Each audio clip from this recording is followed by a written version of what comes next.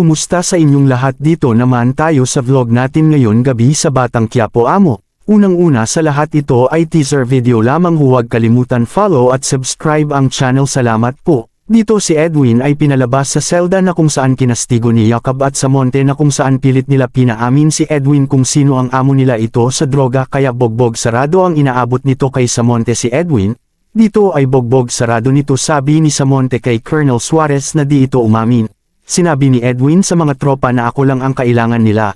At ayon ay tuwang-tuwa si Olga sa pangyayari nito, nagalit si Ramon. Ito si Ramon ay umiinom ng mag-isa at nang isip ito. Dumating si Don Julio at sinabi na tama ang ginawa mo na pinaalis ang pamilya ko. Ito si Ramon ay gusto mo pag-isa.